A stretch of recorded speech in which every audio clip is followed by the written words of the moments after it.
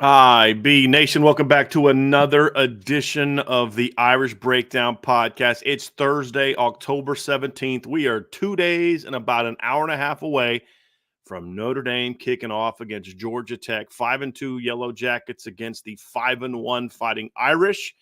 Big game for Notre Dame. Trevor, you and I have broken the game down all week. And as we get ready to talk about our keys to victory, we're going to do game predictions, and Bill Bender and I are going to break down all the big games from the weekend.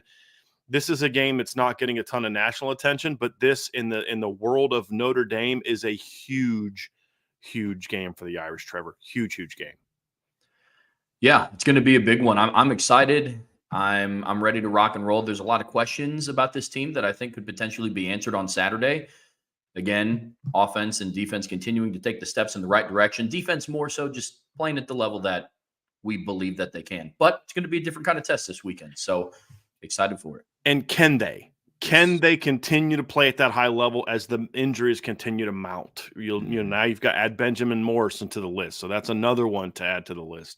I was thinking about this as I was getting ready for the show. I was like, man, like if you think about who we expected to be starters or key contributors at the beginning of the year, you've got 3 starting offensive linemen down. Jordan Faison, we don't know what his status is going to be on defense. No Jason Onye, no Boubacar Traore, no Jordan Patelho, no Jason Onye, no Benjamin Morrison. I know that no Jaden Mickey. I mean, may not have Mitch Jeter, this weekend. We'll see kind of how that one goes. So, this is a team where your depth is going to be tested. This is not an excuse for not winning or not playing well. It's just, look, that's the challenge. And now your job as a football team is to step up and say, okay, yeah, they're down. Georgia Tech's like, hold on a second, we may not have Haynes King, right? So everybody's beat up this time of the year. It's who's going to handle that the best. And this is Notre Dame's opportunity to go make a statement this week. Well, they're going to make a statement this weekend, Trevor. The question is a statement a good one or a concerning one, right? Like that's the reality of it, right? Like we're going to know something about Notre Dame this weekend. We're going to learn something about Notre Dame this weekend. It's either going to be that this team is actually pretty good and they can go on the road and beat a very quality Georgia Tech team. Anyone that doesn't think this is a good football team is just paying attention to the names on the helmets and not actually watching this team or know anything about this team. And those are people like that. Had some knucklehead on Twitter the other day trying to tell me Louisville stinks. And I'm just like, all right, that's cool. You're probably someone who thinks there's only 3 good teams, 3 teams you can beat. The only good wins you can have. That's the reality of life. But that's what it's like at Notre Dame, man. Like Georgia Tech is not a team that you build your career off of. And that's accurate. But this is still an important game. This isn't a Notre Dame has arrived opportunity. It's not a Notre Dame is now a title contender. It's another very important step to finding out if this is a team that has the maturity, the depth, the talent, the leadership, and the focus to go on the road and handle business and string together yet another strong performance. And that's really what's been lacking from Notre Dame. We've talked about how, Marcus Freeman's longest winning streak is 2 games in a row. I would argue, Trevor, that even though his longest win streak is 5, the longest streak of actually playing really good football is not that long. I would argue, actually, it's a little shorter than that. And what I mean by that, Trevor, is, if you look at like last year, for example, Notre Dame starts the season off against Navy, plays really well against Navy, beats Tennessee State. You could argue the NC State game was really good. I didn't think they played well against Central Michigan. That was not a very good football team. Then they lost Ohio State, barely beat Duke, lost at Louisville. 2 great games in a row against USC and Pitt. And then you lose to Clemson, and then you win 3, play 3 pretty good games at the end of the year against some not very good opponents. You go back to 2022, you've got 2 wins over North Carolina and BYU, where I thought they played very well. Then you lose to Stanford. You don't play very well against UNLV. 2 back-to-back great games against Syracuse and Clemson. Yeah, they beat Navy. They didn't play very well in that game. You almost let Navy come back. So this stringing together just like really outstanding performances back to back to back to back is not something we've seen at Notre Dame. And honestly, it's not something we've seen from Notre Dame for much longer than the Marcus Freeman tenure. This goes back to the Brian Kelly tenure as well. And yeah, I know they went 11-1, but there's some really ugly wins in that stretch where they didn't play good football. They just had better players than the other team. Yeah. This is your chance to kind of say, hey, look, we're going to not only string together wins, we're going to string together playing at a high level. And that's something that is an opportunity for this Notre Dame football team to do this weekend. It's not just win, but also to show, hey, we're going to start playing to our potential on a much more consistent basis. 100%. I think the toughest part, and I've been a Notre Dame fan for the majority of my life, and I've been watching this team. And when people get too wrapped up in like the meaning of a football game from a national perspective, it's different than what the Notre Dame perspective is. Brian, I think you hit the nail on the head. Beating Georgia Tech doesn't mean that Notre Dame is ready to go play for the national championship by any means. But if you lose to Georgia Tech, certainly means that you're not going to be playing for a national championship. At least that's what we're told on paper, right? There's things that could happen up at the top, but from a team readiness standpoint, if Notre Dame loses to Georgia Tech in week 7, that's just kind of the sealer, right? Like, so that's just kind of the narrative and the reality that you have when you follow a team like Notre Dame is you don't have the luxury of struggling against like a Minnesota and people are still willing to rank you and talk about playoffs and you know what I'm saying? But when you're a team like Notre Dame, not only do you have to beat good football teams in a team like Georgia Tech, you have to do it convincingly. So it's going to be what I'm looking for this Saturday. For me, Trevor, it's not so much about winning convincingly. It's just playing good football. If you play good football and Georgia Tech plays good football and you win by a touchdown, all right, keep rolling. It's those wins where maybe you win by 10, but you look real sloppy doing it to where you play somebody good and that's not going to work. Sure. You beat Central Michigan by 24 points. You play like that next week against Ohio State, you're going to get beat. Well, guess what? They went and played like that the next week and got beat. Yeah, maybe you're talented enough to beat Duke by a late touchdown if you play that way, but you play that way the next weekend against Louisville, you're going to get beat. They played that way against Louisville the next week and got beat. So that's why I say it's not always just about winning. It's about winning in a way where you are playing to as close to your full potential as you can, which is what Marcus Freeman was talking about, last week that got some people riled up about, he's like, it's not about stats. It's not about winning and losing. It's about playing to our potential. The point being, if you play to your potential against teams like Georgia Tech, the winning part takes care of itself. Yeah. And that's the process that Nick Saban always talked about. It's not about winning and losing. It's about playing the best we can, knowing that may look like a 40-point win some weeks, and it may just look like a 3-point win other weeks because of the quality of the opponent. But it's about playing to our potential, playing to our ability. That's really what the coaches need to emphasize, and that's what the leadership of this team needs to emphasize with this football team. So we're going to see if they can get it done, Trevor. We're going to find out here in 2 days. We've spent all week breaking it down. We're going to talk keys to victory next. We're going to dive into our predictions and, of course, some big predictions for this week. So big game, big opportunity, and I'm excited to kind of put the finishing touches on this breakdown. So, Trevor, let's get into it, man. Offensively, this is a big one for Notre Dame. I think Notre Dame has strung together 2 good performances in a row to varying degrees. We've talked a lot about the Louisville game. Yes, Notre Dame did not play great 4 quarters. Some of that intentionally, some of that because they were struggling to get things going, but they did what they needed to do. Fast start, strong finish, get the W. Come out against Stanford, strong performance. After the first series, you have that, but then after that, you kind of roll. Is that just playing 2 teams that maybe don't have the defenses you think that they have? For one of them, the other team's not a good defense. Or is this kind of the beginning of a new era, so to speak, of the Notre Dame offense for the 2024 season? This is a great game for us to find that out. This is a defense that does some things well, but is not an elite defense. And it's one that if you're as good as you need to be to go play with some of those championship caliber teams down the road, this is the kind of team you need to be able to find some success against. And so we're going to break down the keys to victory for Notre Dame, Trevor, and you know where it starts. It starts with starting fast. I mean, that's really where it's at right now. It's you've got to come out, and it's the reasons why are different every week, but you've got to come out and you've got to get off to a fast start. There's no question that that's going to be a vitally important piece to this game again this week. 100%. And you could make the argument that the defense has not started fast the last 2 games. So if anything, that puts it more on the offense to start the game and say, hey, listen, regardless of what happens with the defense, the standard that we – right, 100%. Yeah. Yeah.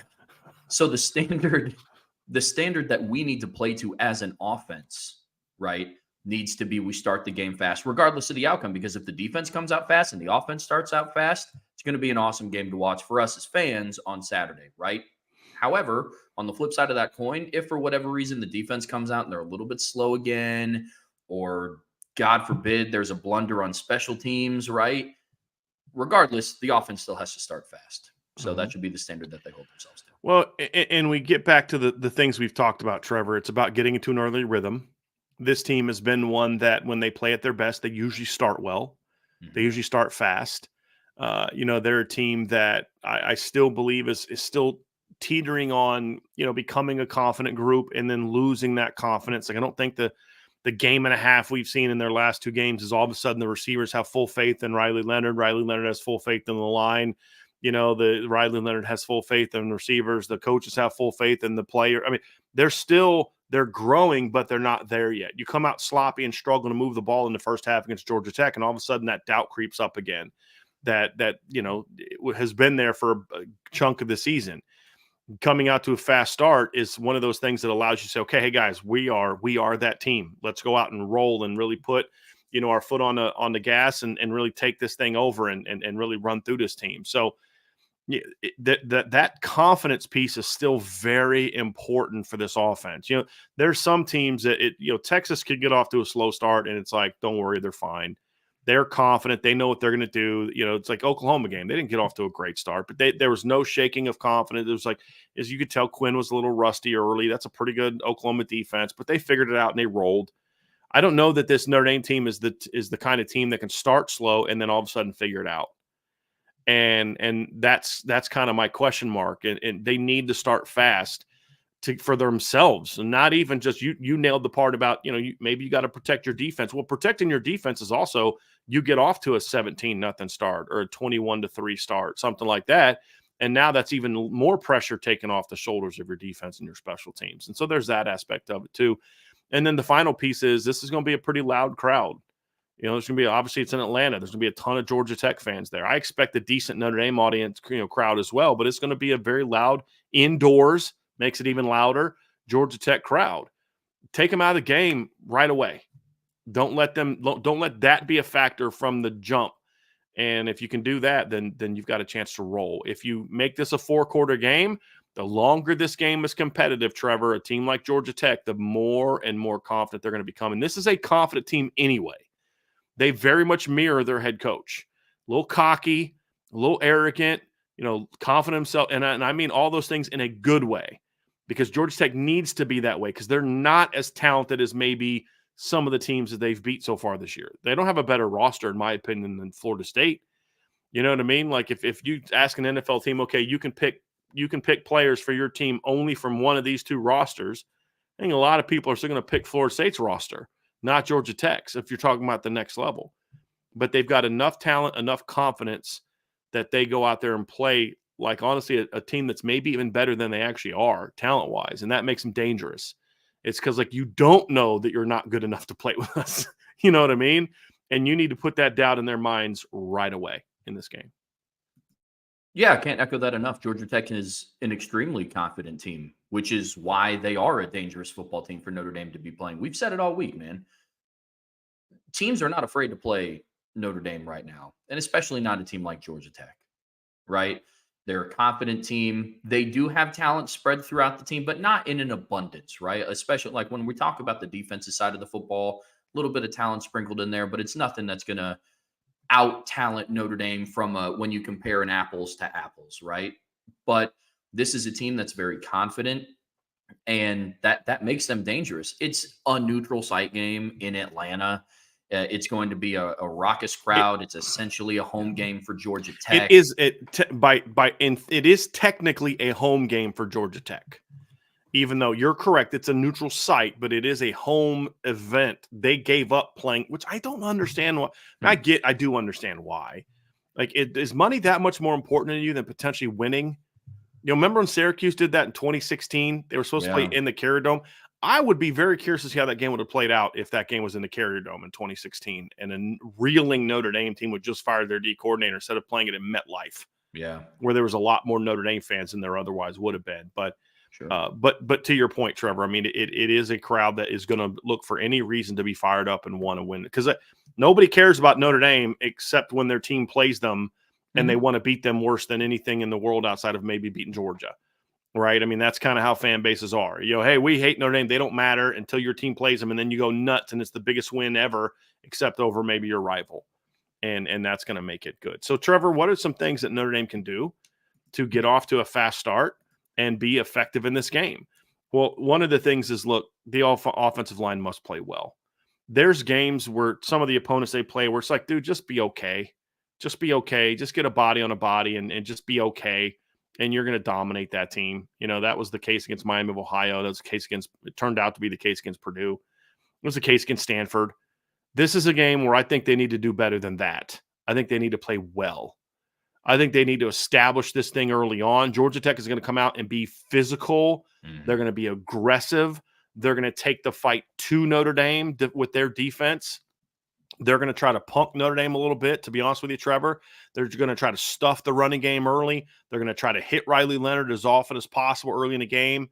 And the Notre Dame offensive line needs to say, not today. Nope. Sorry, folks. We're going to run on you. We're going to give Riley Leonard time. Because if this becomes a skill-on-skill game, Georgia Tech has no chance against Notre Dame. Their ability to pull off this upset is going to come down to their ability to dominate at the line of scrimmage. And we need to see Notre Dame come out and play well up front. Not just do your job, but do your job and do it well. This needs to be one of the better games of the season, because this is a big, physical, veteran, strong Georgia Tech front seven. And they are going to try to punch Notre Dame hard and get Notre Dame to flinch. They're going to try to punk Notre Dame a little bit early. And why would you think they could do that? Because they've watched film of Notre Dame over the last couple years. And they know that can be done. And it's going to be up to Joe Rudolph to have gotten his unit ready to play at a very high level this week. Because if they play well, all the other stuff falls into place, and this offense will roll. I mean, there are other things that we'll talk about, but this, more than anything else, is the most important key of actually the practical specifics of the game. The start fast is sort of a bigger picture thing. When you get into the specifics of the play, this is by far the most important part, because this ties into third downs, turnovers, run game, pass game. It impacts everything. You know what I mean? And they are going to have to play at a high level in this game, in my opinion. Notre Dame's offensive line has the opportunity to kind of stake their claim as to what the rest of the season is going to look like. And it starts against Georgia Tech. There have been some improvements that we've seen throughout the year. I mean, gradually getting better. There's been some individuals who have slumped off and came back on and slumped back off. But as a unit, I do believe that they have shown progress, whether it be major or minimal, over the course of the last, call it 4 games since Northern Illinois, right? So what they have to do, and I think you hit the nail on the head perfectly, it has to be early. It can't be, all right, well, now we're down. Now we got to stake the claim. Like, don't put yourself in that position. Come out with a little bit of a chip on your shoulder, because right now, if there is a glaring weak point on the offense, the offensive line is something that you could point to, right? Which is you're Notre Dame. Like, people refer to you as O-line U, and like that, the narrative has to change at some point. And there's a good opportunity to do it against this Georgia Tech team. They absolutely punked Florida State in the trenches in week 1. And that was a neutral site game. It was in Ireland, right? Like, it's so this is a team that has proven they can do it, because similar to Notre Dame, Florida State would out-talent from a skill position-wise Georgia Tech. And I don't think that there's an argument there, but they couldn't do anything. Their offensive and defensive line got pushed around at will, and Notre Dame needs to finally put their foot down as an offensive line unit and say, no more. It's time to kick it into gear. So, because to your point, everything starts with them. We can talk about Riley Leonard playing a good game and the game wreckers and Jeremiah Love and Jadarian Price breaking out and having a good game that they need to, and the receivers having a good game, and Mike Denbrock can scheme up things schematically against Santucci, and it can all look great. Let's call a spade here. None of it works if the offensive line doesn't do their job first. Take ownership in what you're doing and have pride in what you're doing. So that's going to be I can't agree with you more. That'll be, outside of starting fast, my biggest key, because, I mean, it's even going to be hard to start fast if the offensive line isn't doing what they're doing. So I think they hold the key to a lot of success on Notre Dame on offense on Saturday. We saw Georgia Tech too, and that's what we say when we talk about starting fast. Starting fast is not taking the first drive down and getting a touchdown. Notre Dame's done that a lot. They did that against Northern Illinois. Florida State did that to Georgia Tech, but they couldn't build on it. It has to be consistent, continual, and that can't happen without the offensive line. And then there's other aspects of it, and this is where the offensive line comes into play. When you talk about the pass game, as we get into key number 3, Trevor, yes, it's good that you've got to be an efficient passing game, right? Don't turn the ball over, move the chain, stay ahead of schedule. A lot of things we talk about a lot of times. But in my opinion, to really play at the level you're capable of, play at the level that you need to really dominate this game, not just win this game, but dominate this game, you've got to find ways to hit big plays in the passing game. Some of those can be on short throws that turn into big plays, and that's all fine and dandy. But Notre Dame still needs to find a more impactful vertical downfield passing game. Now, that doesn't mean just throwing a bunch of one-on-one go balls outside, although I'm not opposed to that. I mean, if they're going to give you cover one, at some point in time, you've got to have guys that can win those one-on-ones. You know, it's also about, some post concepts. I sent you a clip of a clip yesterday where, the quarterback we were evaluating in this clip they ran a double post, my favorite pass play. Guy comes wide open. I mean, he's 5-6 yards past the DB, doesn't throw it, and you miss an opportunity for a big-time play. You've got to protect it. You got to run good routes. You've got to have the quarterback's got to play well and make his reads and get the ball out on time. But it's got to be schemed up well too, Trevor. And that's why I say it's not just about finding go balls. It's about finding ways to use, post-snap switches to be effective. I'm trying to remember what game. I was watching some of the Ohio State-Oregon game. And again, another example of doing this. Evan Stewart catches a long seam route down the middle of the field. And so, yeah, they don't have an Evan Stewart. There wasn't a guy within 15 yards of Evan Stewart. He's a good player. He ain't that good. It was scheme. You ran an inverted stack alignment. The stack guy goes this way. The other guy goes that way. Creates confusion with the Ohio State secondary. Boom, the seam route comes wide open. We've seen that with Notre Dame at times this year, and we need to see more of it because they don't have a receiving core that's just elite at winning at the line of scrimmage, And so those are all things that we need to see from this football team, Trevor, for us to know that this group is ready to go play at a high level and for the pass game to be successful. But you also have to design some stuff to give them chances to go make those plays as well. And so, yes, the line's got to protect, receivers got to win, quarterback's got to make his reads. But I still want to see a little bit more diversity in the pass game. Not a ton of variety, just a little bit more diversity. Switch up some more of those horizontal stretches with vertical stretches. Do some things to get guys running and in space. And you see it happen every week. I mean, everybody does it. And every good passing team does it. We need to see more of that from Notre Dame. And what frustrates me is when they have done it, it's been really effective. And I don't think it's one of those things that's only been effective because you don't use it very often. I think it's effective because it's effective. You know what I mean? It's just something that works, especially against modern pass defenses and coverage structures with all the different checks and calls and all this kind of stuff. I want to see that as well. The big play, the downfield passing game has to be, I don't say prominent like it's got to be every other throw, but it needs to be there. They've got to hunt for those opportunities. And then if they get called right, got to make the plays.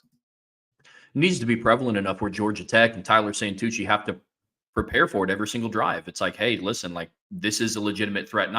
It's not good enough to just do it like one time, take one deep shot. It's like, all right, guys, back off. Now we can start running the ball again. It has to be methodical. It has to be, when I mean methodical, I mean planned out. I mean, everything has to have a reason for why it's being run. Get your guys into space. There's different ways that you can soften up a tough front seven. And it's not just by throwing goal balls. Like it's, if you start hitting these underneath routes and getting your guys into space and letting your athletic wide receiving core go out and be athletes, it will naturally start to open things up, right? It will get the linebackers not playing as aggressive downhill because they've hit 4 or 5 crossing routes behind you or over the top of you, right? So there's a lot of things that I want to see Mike Denbrock do on Saturday, because I think it is fair to say that over at the very least, the last game and a half, call it, between different quarters, varying quarters, that Riley Leonard is slowly starting to get into a rhythm.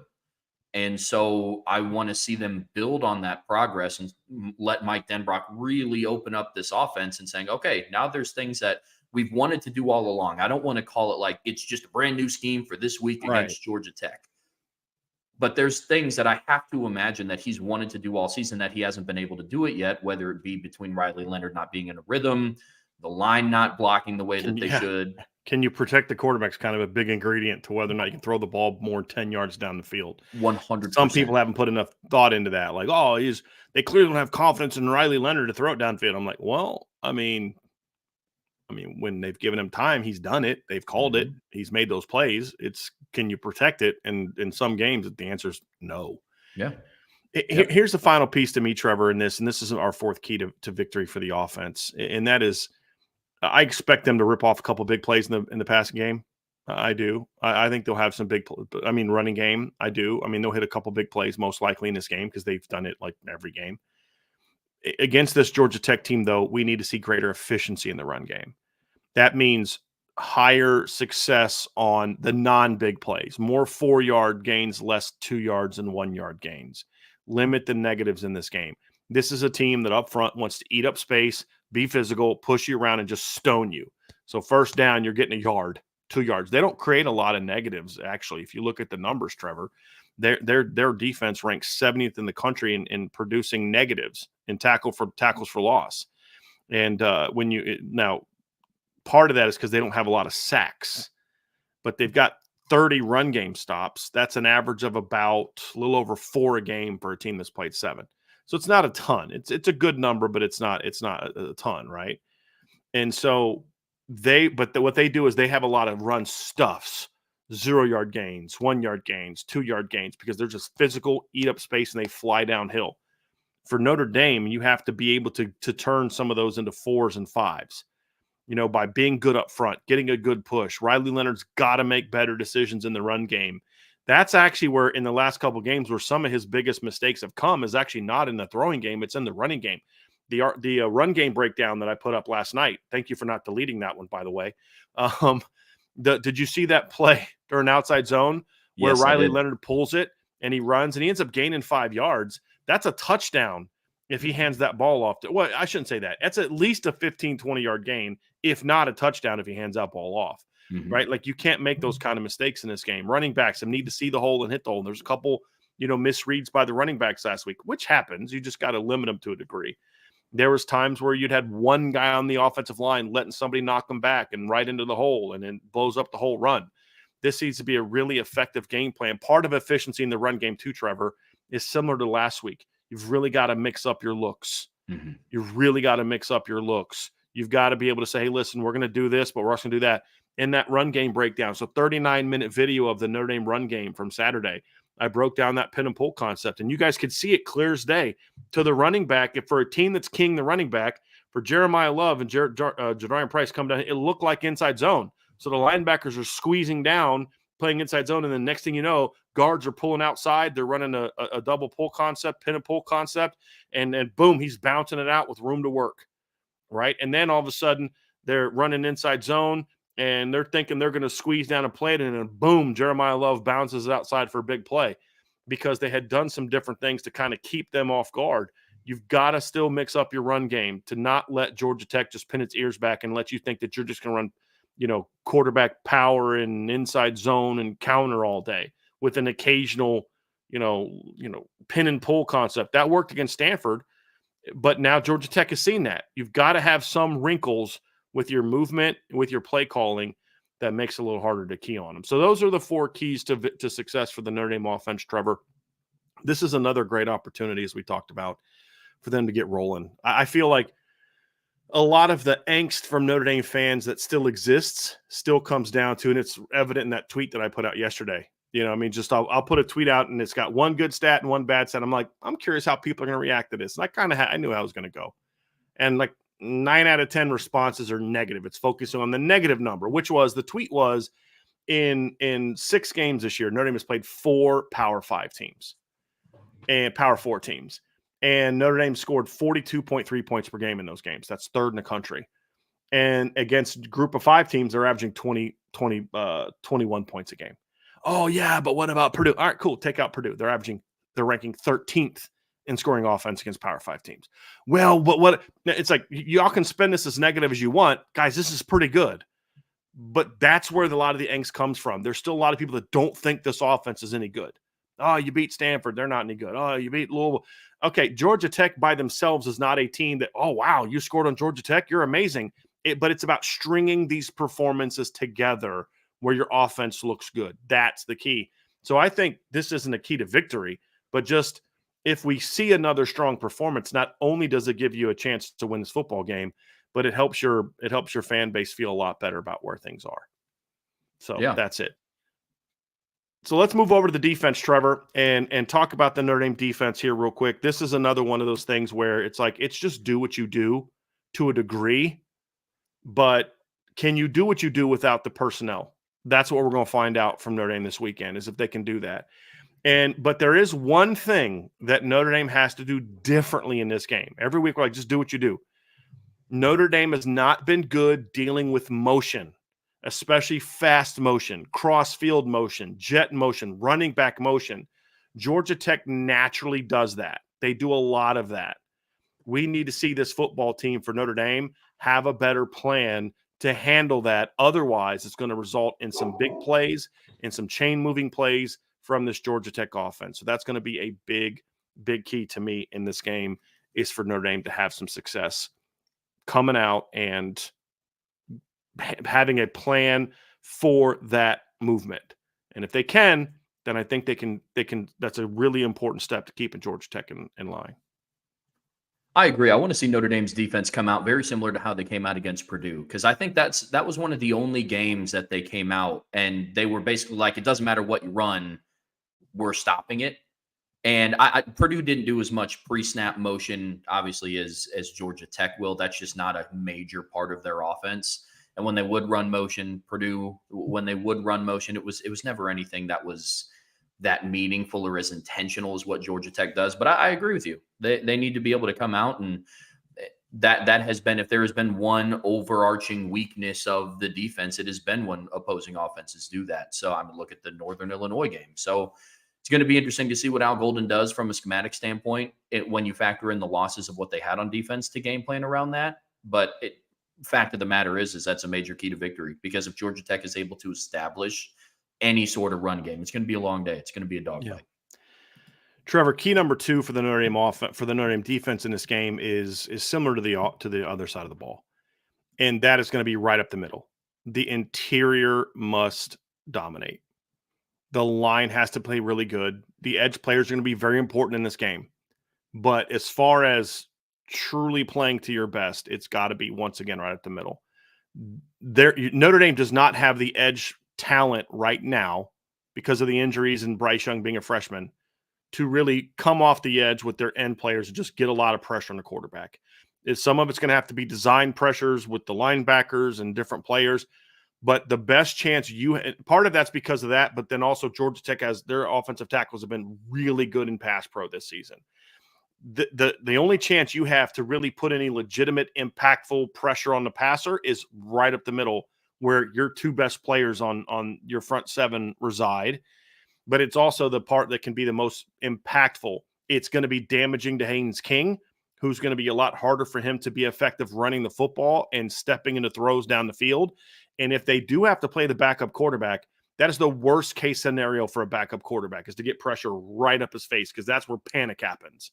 So let me rephrase that. For the offense, it's the worst case scenario. For the defense, it's the best case scenario. So Riley Mills, Howard Cross, Gabriel Rubio, Donovan Heinisch need to have a big game. They have to dominate right up the middle. The Mike linebackers play a role in that too. So when I think dominate the middle, it's kind of like when you're drawing up a Mike protection. It's like you've got the 4 linemen plus the Mike. Well, it's the 2 tackles plus the Mike. That's really where it comes from for me. So the 4 interior players, Drake Bowen, Kingston Viliama-Asa, they all need to play well, because it's not just about dominating at the point of attack in the run game, but that's going to be also key to making sure the cutback lanes aren't there, the misdirection runs aren't there. If the interior plays well, Georgia Tech has very little chance, in my opinion. If they don't play well, Georgia Tech can rip you up. It's another one of those where we've seen the progression of the interior, and from Drake Bowen and Kingston Viliama-Asa the last couple games. And now it's time, now it's to the point where it's like, all right, let's hope this has come to fruition now, because this is the game. This is the game for you to put it all together and play as a cohesive unit. You brought it up yesterday. It's no mystery that the middle linebackers and the linebackers that played in the middle of the defense had one of, if not their best game, when the interior defensive line had their best game. got to piece it all together against Georgia Tech. So next key is, and this kind of ties into that, Trevor, is Notre Dame needs to have early down success. Georgia Tech is in my opinion, a great first and second down offense. And when they're good on third down, it's because of their first and second down offense. They're a sort of middle of the road overall third down offense. They're at 50. They're ranked 56 in the country right now. In 7 games, they're at 42%. That's not terrible. It's not good. When they are good, it's because they are really thriving on early downs. They're getting 4-yard chunks, 5-yard chunks in the run game. They're getting 6-7-yard completions in the pass game. Their jet sweeps are going for 8 yards, getting them in 2nd and 2s. And then that also makes them dangerous for big plays. If you go back and watch a lot of their big plays this year happen on 2nd and short, 3rd and short, 1st down, they're really dangerous in those situations. They've got all their repertoire, all the different things they can throw at you. When Georgia Tech struggles as a throwing team and as an offense overall is when they're in situations where they're one-dimensional. Now, that includes dominating the run game like we talk about in key number 2, which that's what the interior really is geared towards, pressuring the quarterback and shutting down the run game. But if you can limit their first and down effectiveness, then you're going to get them off the field a lot more. If they're thriving on first and second down, it makes this game way more competitive and it makes their offense a lot harder to stop. They're too good of a running team to be in 3rd and short. It comes down to that, plain and simple, which is why, to your point, first down success, early down success is so important, because Georgia Tech is a good passing team. Like, they can hurt you through the air, but similar to Notre Dame, they are a look to run first mentality type of team. And you have to be able to get them into 3rd and 6+, because then you are playing per Al Golden's overall philosophy on defense. You're playing into the strength of the defense. We'll see how that comes up with Morrison being out this week, but it is still, as a unit, your secondary, your pass defense is the best part of your defense. So early down success is huge. And then the last one, Trevor, is easy. We'll wrap up with this one for our keys to victory. The last one's very easy. It's limit the big plays.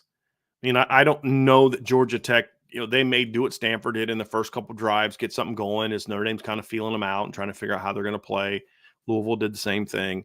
But eventually you're just not going to put up 4 or 5 scoring drives together where you get touchdowns where you go 75 yards on 11, 12 plays. You're just not. You're going to need some big plays on offense. And for Notre Dame, it's limiting those big plays and not giving up the chunk plays. I mean, they're going to get a couple, right? This is a good offense with talented receivers and a talented running back. And if Haynes Kings plays, a talented quarterback and a very veteran offensive line, they're going to get some big plays.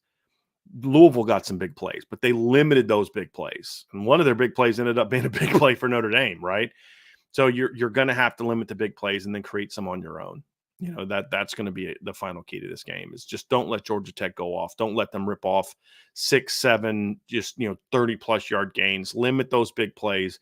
And if they do go for a big play, don't let them score.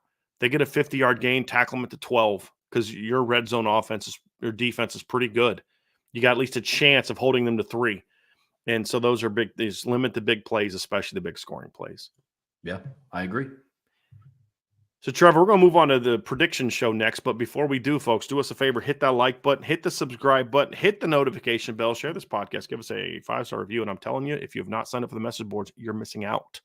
Because you have 2 great, in my opinion, great breakdowns on there this week. All 22 film breakdowns. I broke down probably, 12 about 10 to 12 run plays from Saturday at least. Yeah. Walked them through them, really dove into what they're trying to do, X's and O's, drawing stuff up, and then we let those plays run. Some really good stuff, in my opinion, if I do say so myself. And I think Trevor enjoyed it, but of course he has to say that, right? But hey, look, there's no need for me to be modest Irish English. If I think something's very good, should I not say that I think it's very good? Of course I'm going to say it's very good. It's very good stuff. It's why I think people should be on the message board at boards.irishbreakdown.com. So definitely check that out because that's the only place you're going to find it. Mm-hmm. So Trevor, last piece, man, is going to come down to prediction time, right? That's where we're at. It's time to make those picks, man. And as you know, what we're going to do here is we're going to give you our score prediction. We're going to talk about how we see the game played out. We'll give some predictions on game balls, things like that. And then, and then we'll have a little bit of fun with it. So Trevor, we'll start off with you. First of all, give me your game prediction and then tell me how you see this game playing out that leads to that prediction. Yeah, so my final score prediction is going to be 38-14 Notre Dame. And I know we've spent all week talking about how this is a good Georgia Tech football team. And I actually do believe that they are, despite what my final score prediction is. Look, Notre Dame on offense is showing that they are slowly getting into a rhythm. And similar to the conversation that we had pre-bye week of if Notre Dame can't start passing the ball, this is just going to be the team that they are moving forward. On the flip side of that coin, I think it's also fair to say if Notre Dame starts stacking games where they are becoming more of a balanced offense, maybe this is the team that they are going to start to be, right? Might not have been when we wanted it to. It might not have been, when we wanted it to against Northern Illinois. That game is 6 weeks ago, right? And this team is slowly starting to make improvements. The way that I see the game going down, I think it's going to be close in the first half. I think there will be signs that show that, Ben Morrison is out. The Notre Dame defense has some injuries on the edge, and I think it's going to be relatively close in the first half. I could see it being a 17-14, 14-10, something in the first half. And then I think Notre Dame digs their heels in and takes over in the second half of the game. Against Louisville, they had a 21-point first quarter. Against Stanford, they had a 21-point third quarter. So I do believe that this is going to be a game where Notre Dame's offense kind of takes that next step and they say, hey, look, like this is who we're starting to become. And I think the defense is going to struggle early, not because I think from a skill perspective, they're not there. It's just they have a lot of guys out, and that's the fact of the matter. So that's how I see it playing out.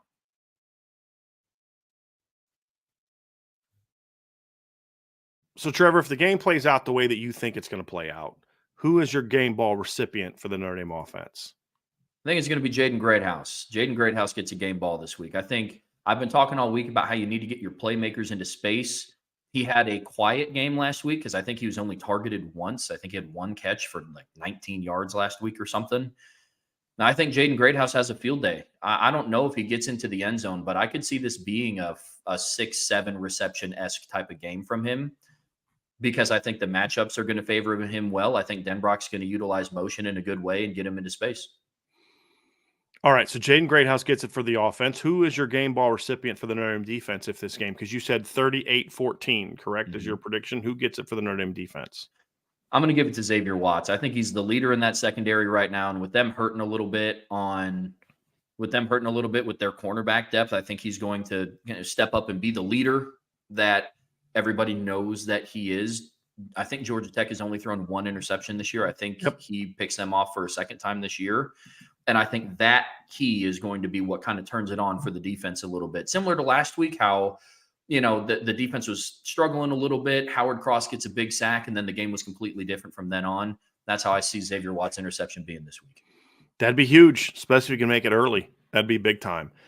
So, Trevor, I'm going to make my pick here. I have been back and forth all week on making a prediction because, honestly, I don't really know what both of these teams are going to look like in a lot of ways. So I'm actually going to give you two predictions for this game. The first one I'm going to give with the assumption that Haynes King plays. And my score prediction is 31-21 for Notre Dame.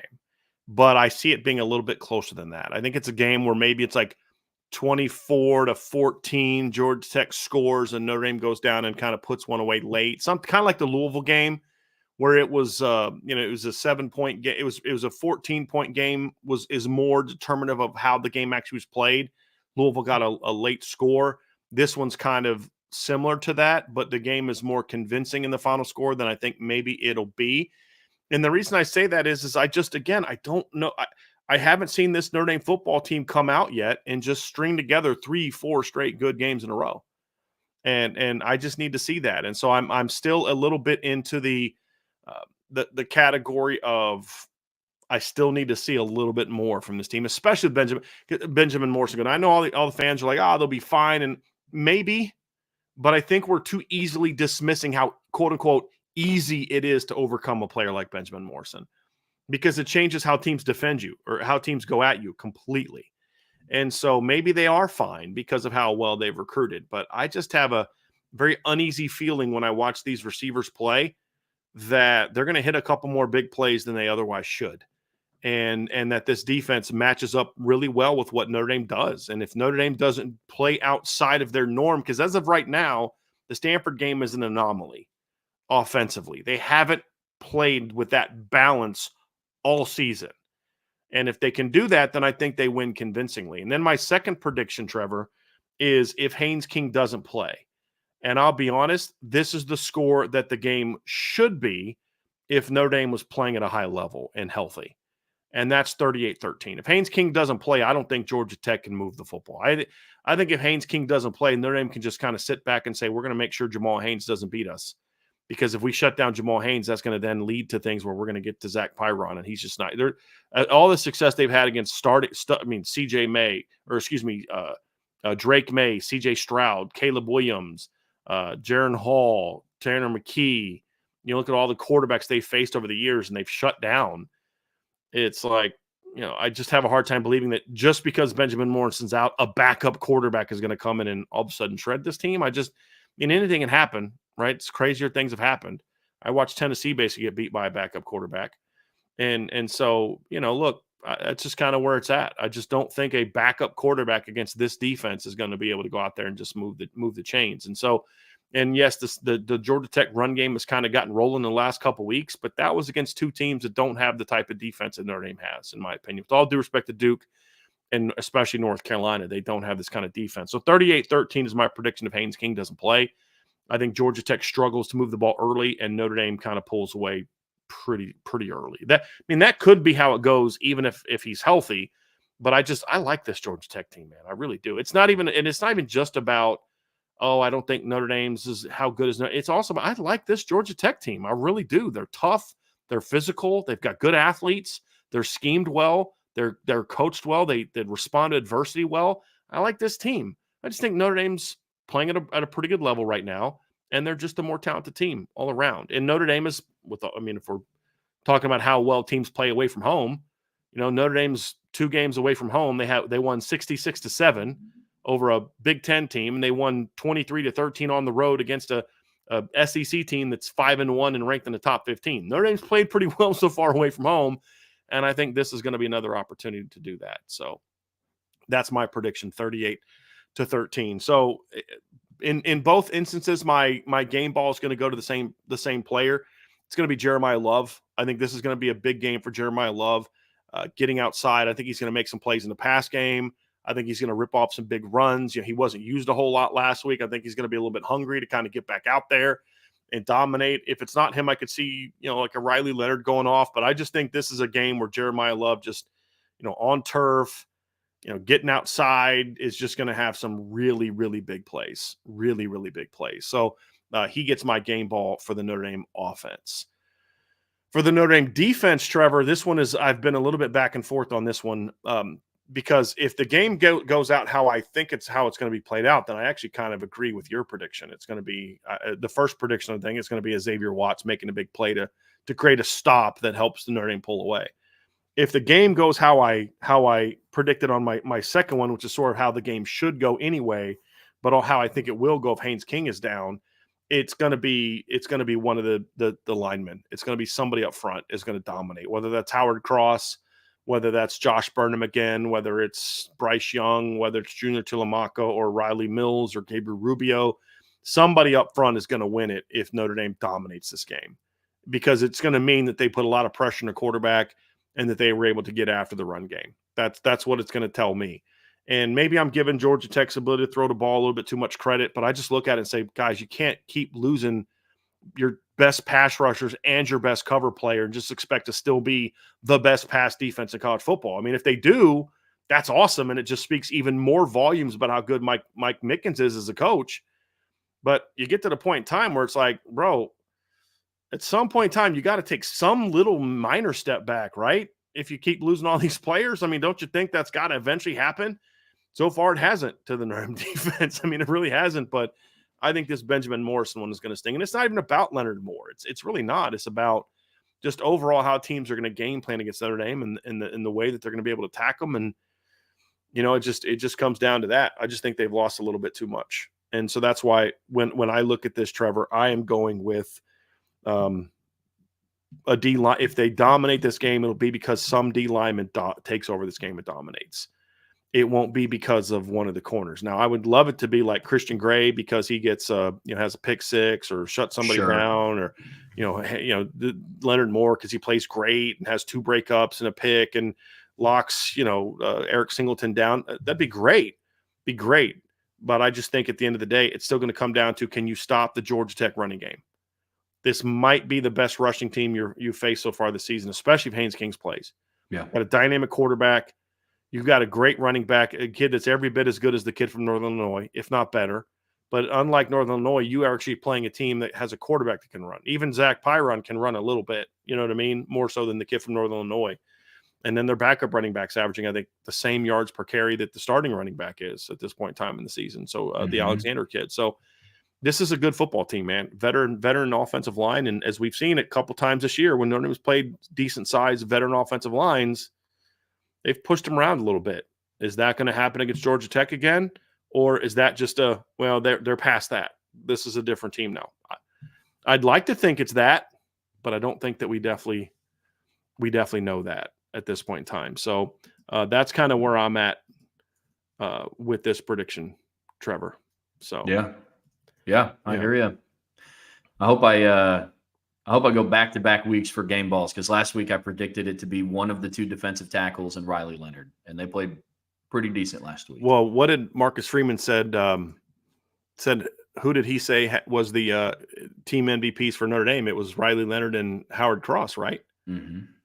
Didn't he say that? So yes, yeah. I mean you pretty much nailed that one. So, I don't remember who I said was. I can't remember who my game balls went to last week. I think I said a receiver was going to get one on offense, is what I remember. I think you did. You said it was you. Yeah, on offense, you said it was relatively the same that my take on defense, because you're like, it's going to be one of the receivers. Don't know who yet, but they're going to step up. And then defense, I think you had Xavier Watts. Stinking Bo Collins doesn't fumble that ball, man. We might be having a different conversation.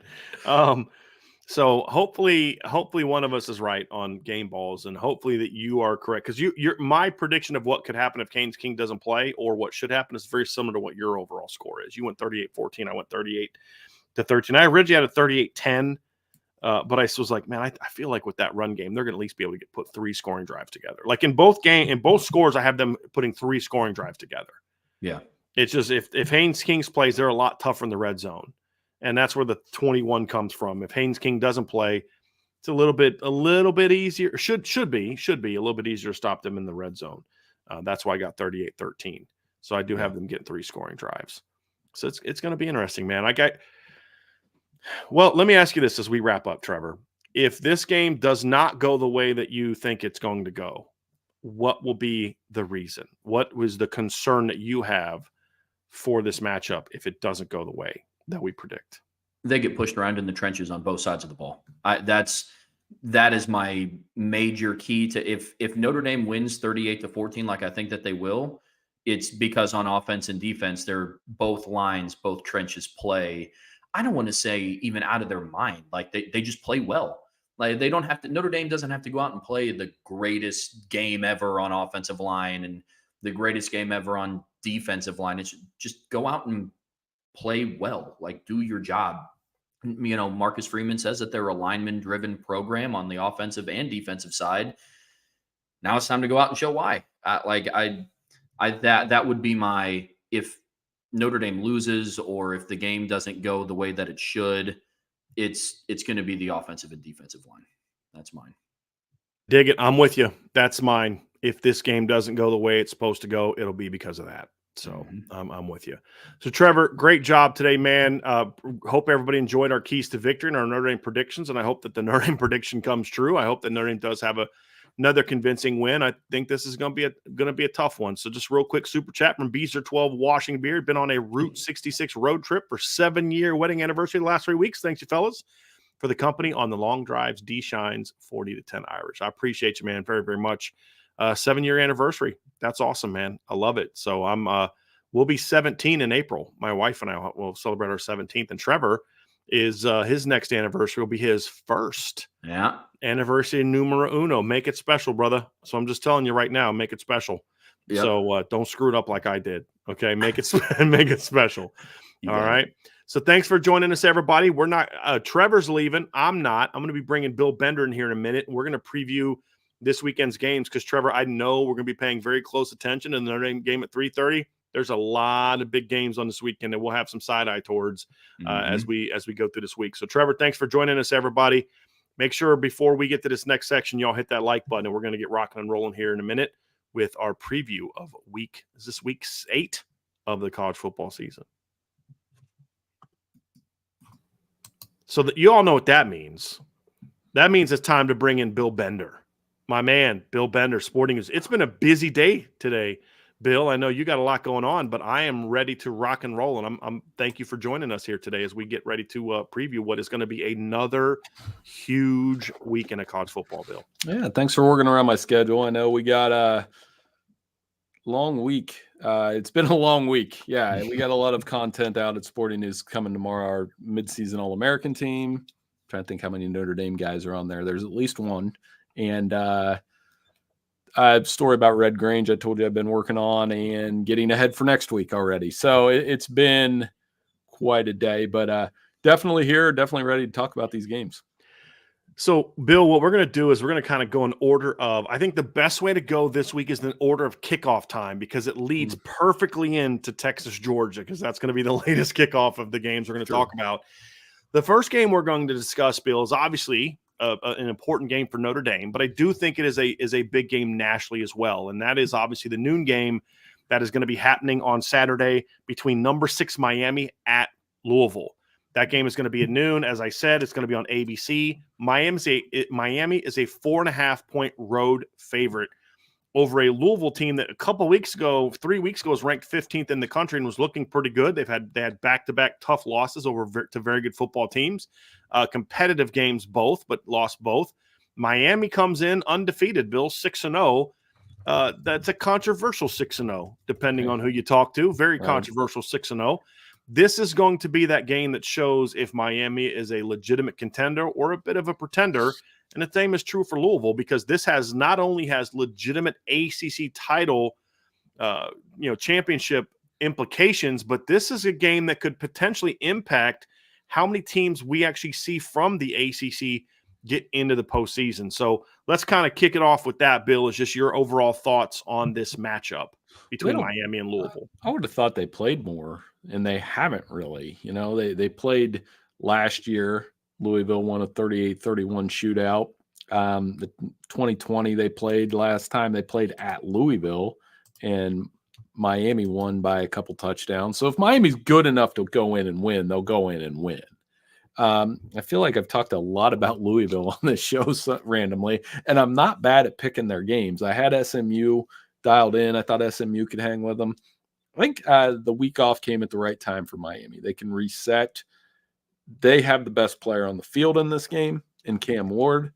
I think he's being undervalued as a difference maker in the Heisman race because of what he can do there and that ability to get the chunk plays, throw the ball. The thing he can't do is turn the ball over in this game, because Louisville will make them pay. And you mentioned how tough they are at home.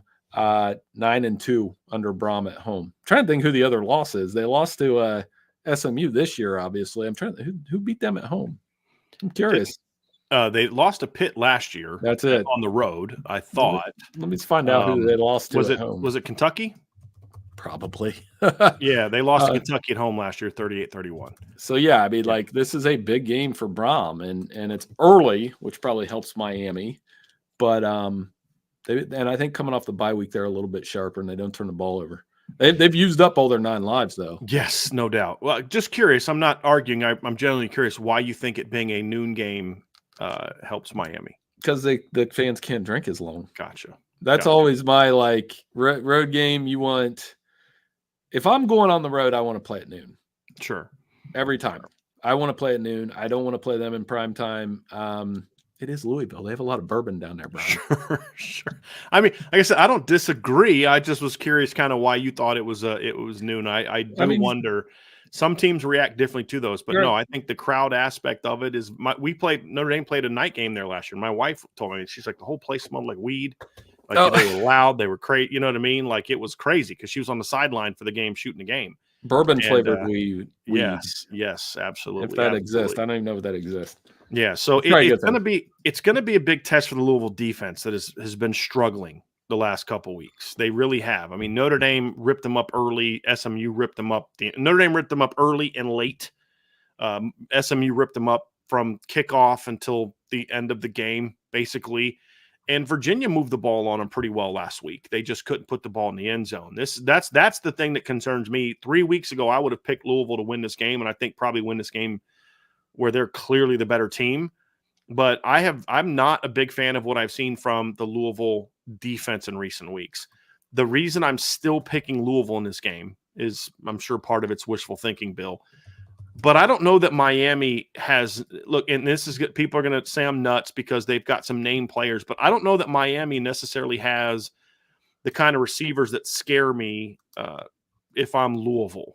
They've got some nice receivers, Samuel Brown, Xavier Strepo is a good player, obviously, but I'm not necessarily like, oh, man, these guys are just going to rip you up. You know what I mean? And then the Miami run game has been good, but it hasn't been dominant, in my opinion. And I think that this is a game where they can kind of make them a little bit one-dimensional and make some plays. And I think Louisville is very similar to Virginia Tech in a lot of ways outside of quarterback. But this is a team – I think Miami's had some vulnerabilities in the passing defense, but they haven't had – in the pass defense, but they haven't had quarterbacks who could really make them pay over the course of an entire game. Louisville does. Well, I think that's something that matters in this matchup. Well, Cam Ward, pretty good road quarterback. He'll throw one ill-advised throw. He'll have one head-scratching interception in this game. He always does. But I like their playmakers. I like the ability to get chunk plays. I just think they're the better team. Mm-hmm. And when you're the better team, that line's short enough. It's scary, but I think you can go on the road and win that game. We'll know this weekend if Miami's legit. Correct. Because I don't know that Miami's the better team because I have not been overly impressed with Miami so far this year. I think everybody's still holding on to how good they looked against Florida, who's not that good. They haven't really looked great since then against anybody with a pulse. Should have lost to Virginia Tech at home. Should have lost to Cal, but they didn't. And that's the thing is like I think the officiating gave Miami that game at the end, but the officiating is not why Miami wiped away a 35-10 deficit, right? Like No. that's the difference between this Miami team and Bill. Last year, Miami would have quit, and Cal would have put 2 more touchdowns on the board. So in that regard, I think they are different. Let's see how different. If they go on the road and beat this team on the road, then I will say, okay, I'm finally a believer in Miami, and I'm finally a believer in Cam Ward because that's another guy that I'm not completely sold on yet. But this game will tell us a lot about it. So, did you have an actual score? Did you say your score, Bill? I had, let me see here. I just had it 31-21 Miami. Yeah, 31-21. So I got them covering and, doing their job on the road, and then they'll be 7-0. And if they need help from the refs, we've seen the last 2 games that they'll get it. So there's no doubt about that. The ACC officials might help them out. And I think they find a way and win this one by 10. I'm going Louisville 34-31. I do think it's going to be a shootout. I don't think either defense is going to have a very fun day. I think this is going to be a pretty entertaining game to watch. Next game, Bill, 3:30 on ABC. Number 7 Alabama plays at number 11 Tennessee. This is a huge game in a lot of ways. Obviously, 2 highly ranked teams. It's a rivalry game between Alabama and Tennessee. But it also has major implications on the 24 season and could potentially have some implications on the future of these 2 football coaches, depending on how it goes. Both suffered very disappointing road losses to unranked teams the very same weekend. Who responds best? I don't think either of them responded very well last week to that, and they both had very ugly wins last week. Bama's at home. At least Tennessee's, I believe, was on the road, correct? That game was played in Gainesville, right? So this is going to be an interesting, Bill. Talk to me about this game because this is 2 real kind of 3 weeks ago, red hot teams. Bama had beaten Georgia. Tennessee's killing everybody, had went on the road, beat Oklahoma. Now these are 2 reeling teams. Who recovers to get a big, much needed win? Oh, Tennessee was at Knoxville last week and they still didn't look good. So it was at home? Yeah, they were at home. Ooh, so even worse. I think now you got me second guessing myself. I'm pretty sure they were at home. It was in Knoxville, indeed. Thank you for the commenters. This game will draw the biggest overreaction of the weekend because somebody has to lose. Even bigger than if unless Texas beats Georgia by, 90 points or something. This is the game that's going to draw the most overreaction all weekend. And from Alabama's side, it's because Kalen DeBoer will then have 2 losses. Kalen DeBoer is getting a treatment that probably Notre Dame and Ohio State coaches are used to. They are picking at his wardrobe. They're finding anything that's wrong with him now. Yes, it's ridiculous. They didn't really pick, is absurd. yeah, and they haven't played well the last 2 weeks. They had a 2 late first half meltdown, late second half meltdown against South Carolina. Nearly lost that game. Played horrible the week before. One of the things, they're not playing, their defense is bad. Yes. It's not good. And they have allowed a 75.2% completion percentage of the last 2 weeks to quarterbacks. And that's Diego Pavia and Lenoris Sellers. Those guys are not in the Heisman race. So Nico, in theory, should have some success at home. I have waffled on this game all week. I need to hear you say something about it, because I'll start talking about it one way and be like, okay, Tennessee's going to win this damn thing. And then I'll talk the other way and be like, oh, wait, they have Jalen Milroe and Ryan Williams. So hardest game to pick for me this week. This is the problem, Bill, is you talk about, well, Tennessee's really struggling on offense right now. Their offense has not been good the last 3 games, even the Oklahoma game. Now, you could say, well, it's against a good Oklahoma defense. True. But here's the problem with that, Bill, is Bama's defense is not good. So which one plays better? And I say, yeah, but Alabama's got a really good offense. And then I'm like, but wait a minute, but Tennessee has a really good defense. And so there is a lot of good on good, not very good on not very good in this matchup. And that's why when it's a game like that, I usually tend to go with the home team in this instance, Bill, because I thought Alabama was going to respond well last week because they're playing South Carolina. They didn't. That surprised me.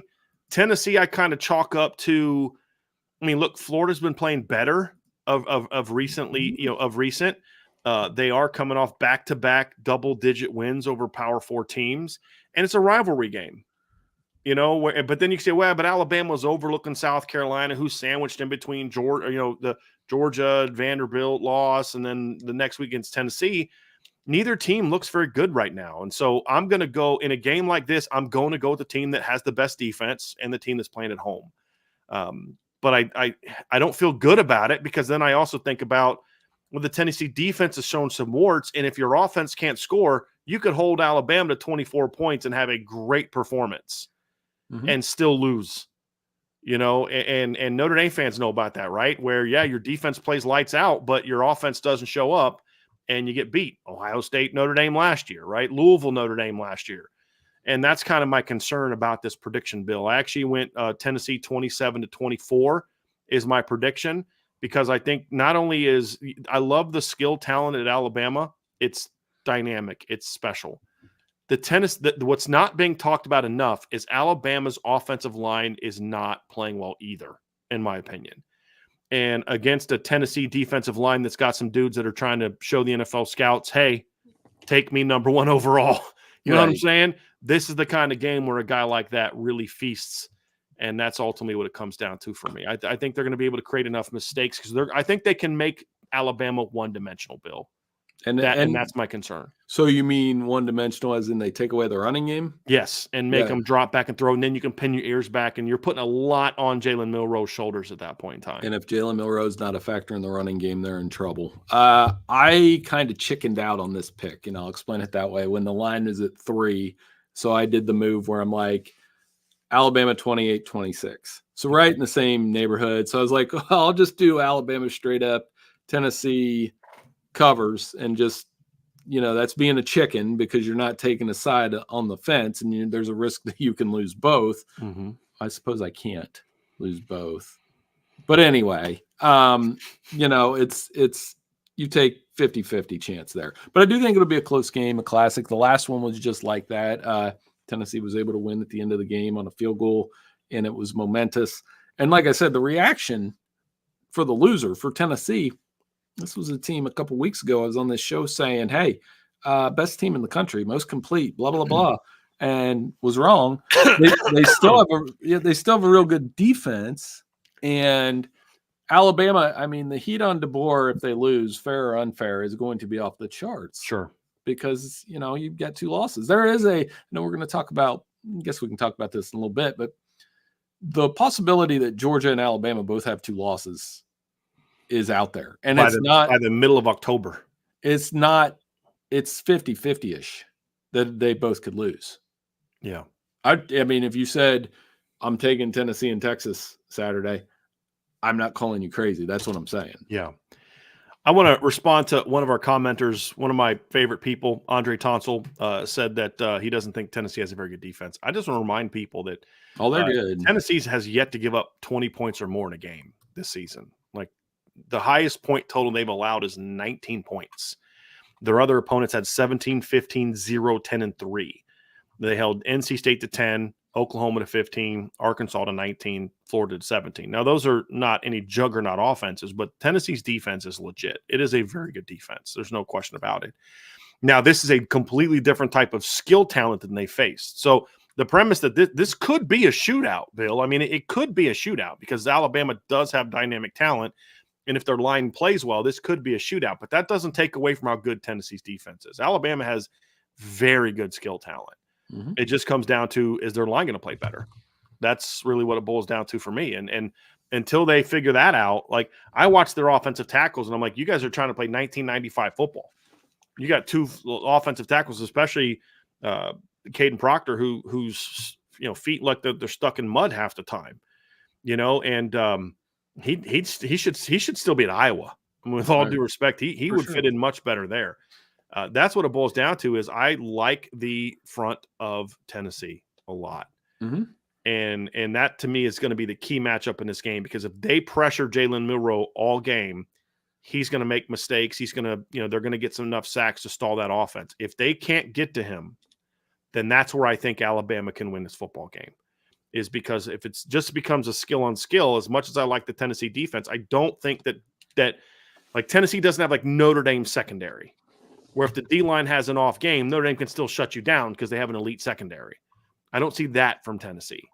And that's the thing that I say that is going to be the matchup that determines who wins this game. It's right there. Tennessee's front against the Alabama offensive line. That's going to determine the game. And if Milroe has time and Ryan Williams makes a few plays, it's Tennessee, like that would be the worst case scenario for Tennessee. Because yes, Alabama's defense stinks, but as I said to you a couple weeks ago when all the Tennessee hype was going on, this is still a young quarterback that is having a lot thrust on his shoulders. And I don't want that kid against Bama in prime. Will actually be a 3:30 game, nationally televised game on ABC. Your season's kind of on the brink a little bit in this game when you look at what's left on the schedule. That's a lot to put on his shoulders. Can Tennessee come out and run the football? Can their defense create some early stops? Because if he has to go score for score against Jalen Milroe, I don't know if he's going to be able to do that. What Vanderbilt was able to do is they were able to get on Bama early, get a big lead early, and then hold on for dear life. And they had to make – I mean, if they don't make that big stop late in the game and force that fumble, they lose that game. Let's be honest about that because they were about to go down and take a lead. Can Tennessee – are they capable of making more of those stops, much like South Carolina did last week? Right. And that was the key to that game of keeping those points down. Well, and then, on the road, and this is another road test. Alabama's stretch down here. They got to go to Oklahoma. That's not going to be easy for them. I know Oklahoma stinks right now, but that will not be easy. And they play at LSU in a few weeks. These are the games where Kalen DeBoer will be judged. I wrote that early in the season. I said, we forget about Georgia, forget about Wisconsin. They opened with them. I said, you look at the dominance that Nick Saban had against Tennessee. He lost exactly one time. He dominated LSU 2 years ago, right? 2 years ago. He's only lost to Tennessee. This is a game where DeBoer, if they're like, man, he already lost one. Nick Saban never lost. You're going to hear that. Well, except the last time he played in Tennessee. But that won't That's be the what I'm saying. point. One time in however many years. Right. Vanderbilt never lost to them. What I'm saying is that will be the talking point. You're correct. But my thing is Bama's been trending in this direction for a couple of years before Kalen DeBoer got here, which is why Tennessee beat them the most recent time that they played in Knoxville, is my point in that, Bill. But that's why you come to Bama. You come to Bama because you want to be in that pressure cooker. If you didn't want to be in that pressure cooker, stay at Washington. It's like same with the market. Hey, if you don't want to be in that pressure cooker of Notre Dame, then stay at Cincinnati. Follow Brian Kelly at LSU. You embrace that. That's why you come here.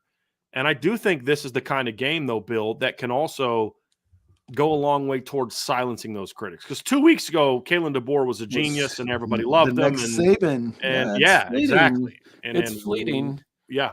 I mean, I was billing this as a top 5 showdown last 2 weeks ago. Yeah. And then they screwed up. And for the second or third time today, I will go on a side rant that Bill Trocchi, who I do my show with, and some of the, I mean, all of a sudden, like Fayetteville is the hardest place in the world to play.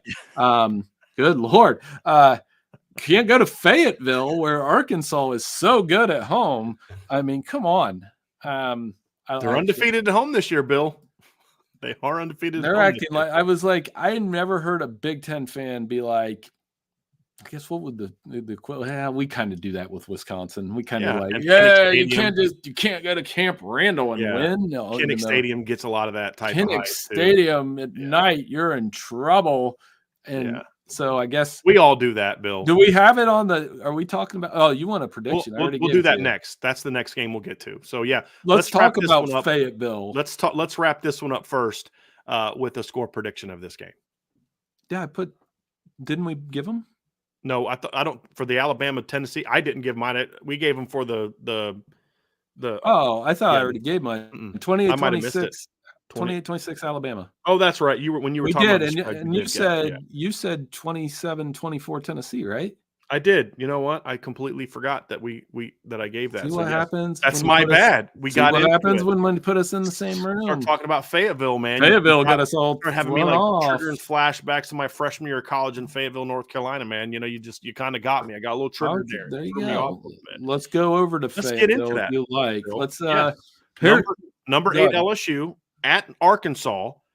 7:00 game on ESPN. LSU is a 1.5 point road favorite over a team in Arkansas that is 4-2. And honestly, Bill, what this game comes down to, this is a game that could save Sam Pittman's career at Arkansas. It really could. Tennessee is not enough. Tennessee gives him a reprieve. There's some good vibes around the program, but you've got Ole Miss coming up, you've got Texas coming up, at Missouri coming up. This is one of those games where you get this upset. I think he saves his career outside of them just getting boat race the next 5 games of the year.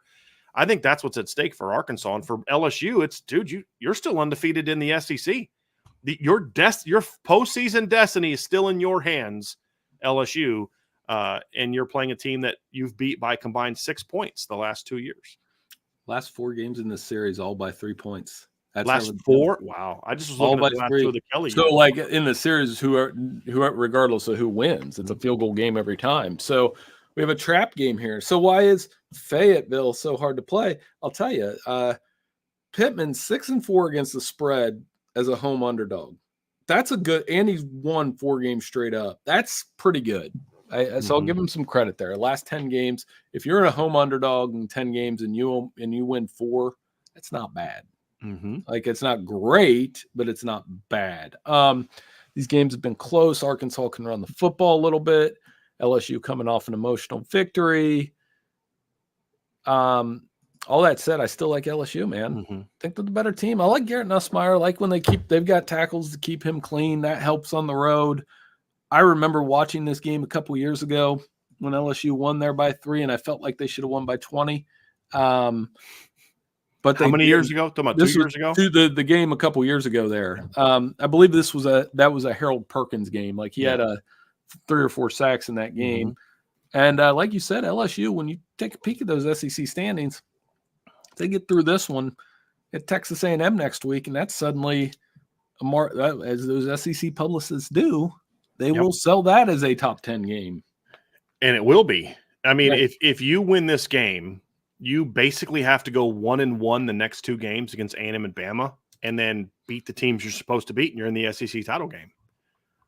That's where LSU is, right? Because again, they have a loss, but it was a non-conference loss. They lost to USC non-conference. So, you know, with what's already happened, I mean, there's only 3 undefeated teams in the SEC, Bill.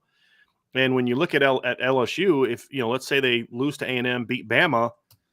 You're going to need a little bit of help because Texas and Texas A&M are ahead of you, but they play each other. One of those teams is going to, catch a loss, and So there's a lot that could happen. But if they go 1-1, they've got a great shot, in my opinion, to get to the SEC title game.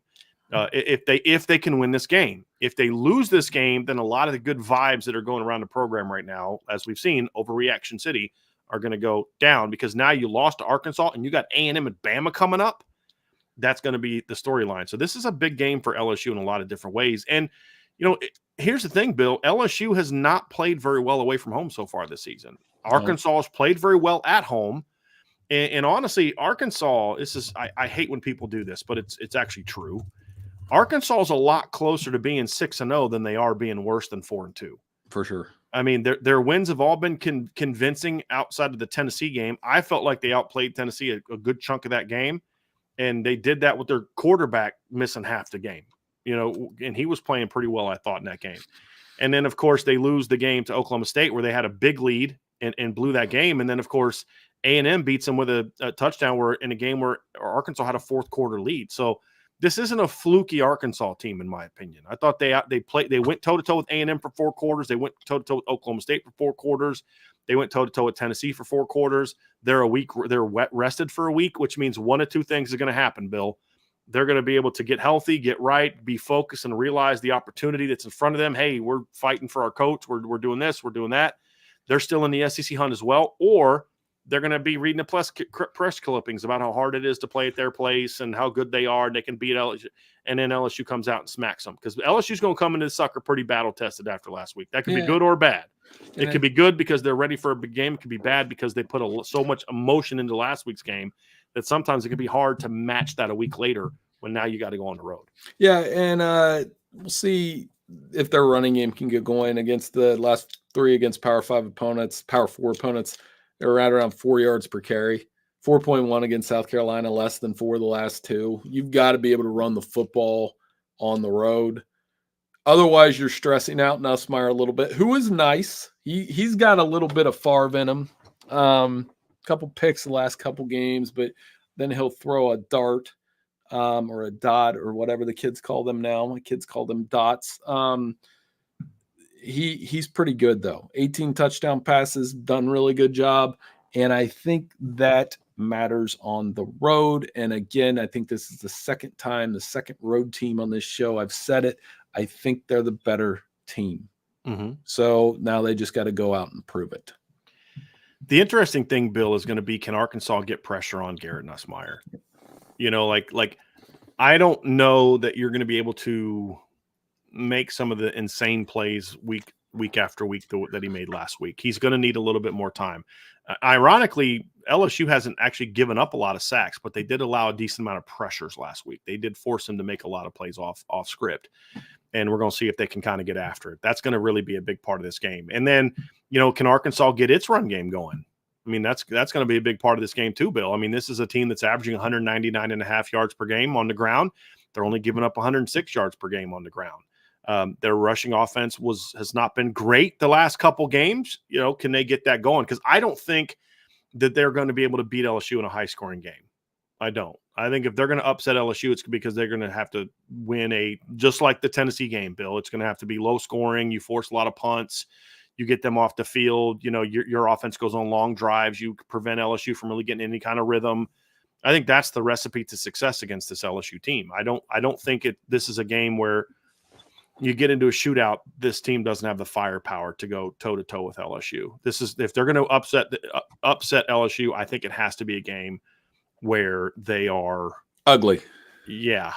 It's got to be a lot like the Tennessee game, the A&M game, similar deal. Where if you can do that, do you know the status of Taylon Green? Excuse me. I did not.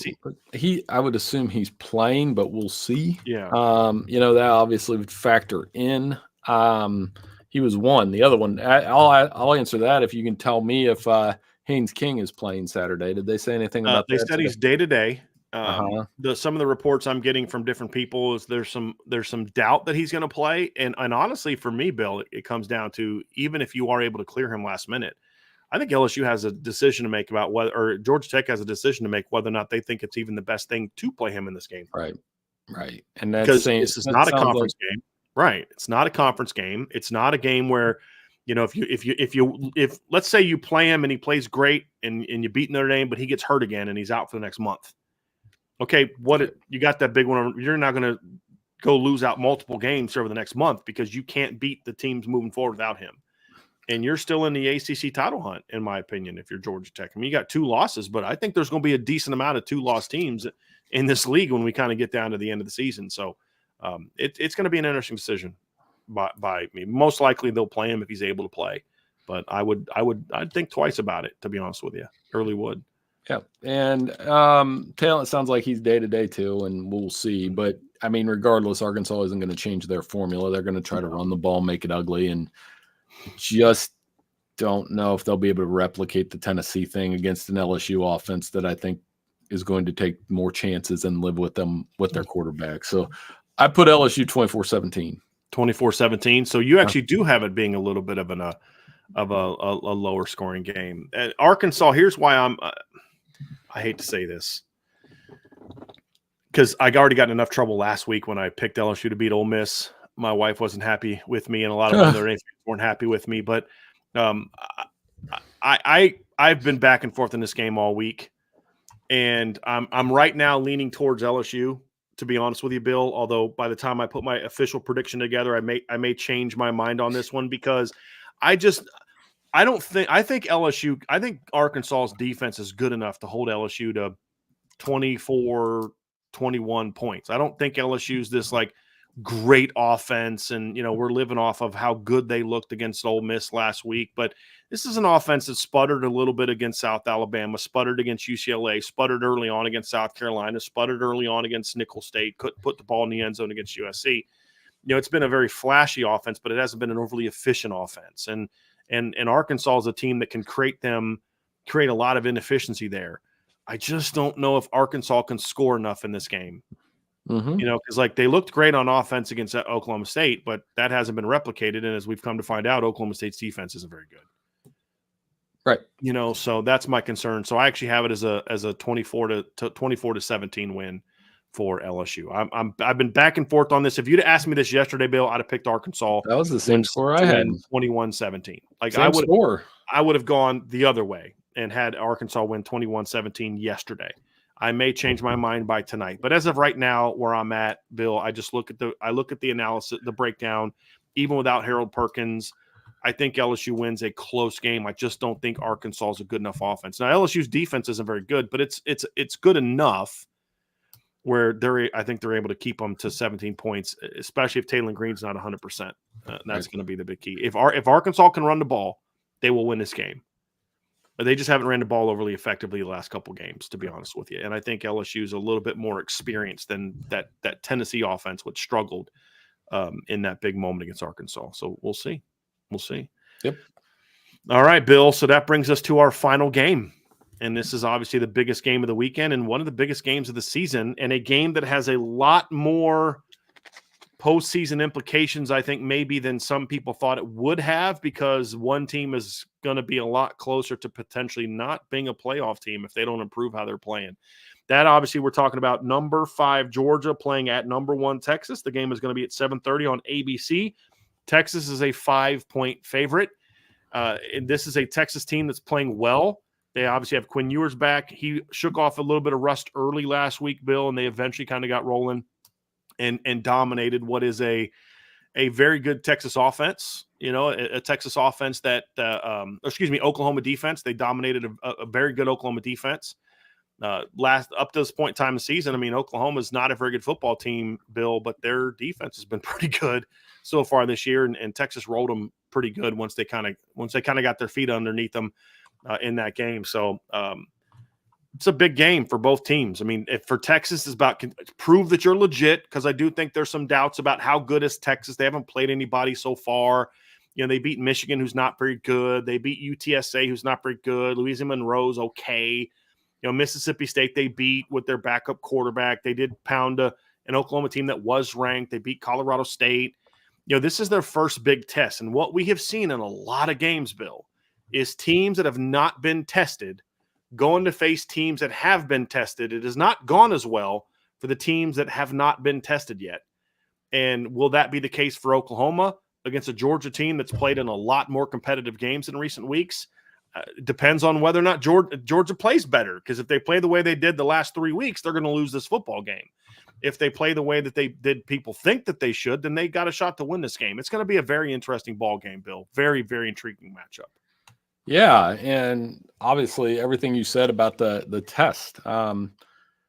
Georgia's on the spot here, though. Everything I said about Alabama, I mean, our most popular college football article on our site right now is about Kirby Smart and the pressure on him. And I was the one that wrote that. It was very clear to say he's not on the hot seat. Let's not do that. He's under pressure, though. There's a difference between pressure and being on the hot seat where your job's on the line. Pressure coming from the arrest and the shoving incident, which you and I detailed on our show the other day. And percent graduation rate. Nobody cares about that when you're winning, Bill. No. Right? Nobody cares about shoving a player if you're undefeated and you've beat everybody by 30. Let's be real about that in the SEC. They don't. Right.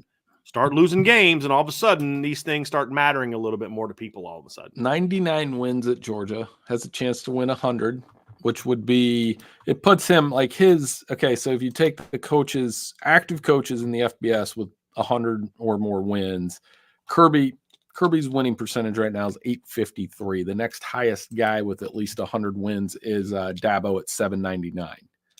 So again, you're a coach that wins 85% of the time, not on the hot seat. Under pressure, yes. Georgia's not the same, man. They're not, Brian. They're not dominant in the running game. They're not dominant on defense. Carson Beck has been good, but we've seen the worst of him in the first half against Alabama. And turn it over a little bit. And Texas has been everything they haven't been. They've been complete. They've dominated everybody. I watched them dominate Michigan. I was up there for that. So impressive. And they ran it on Michigan, and they were not fazed at all by that Michigan defense.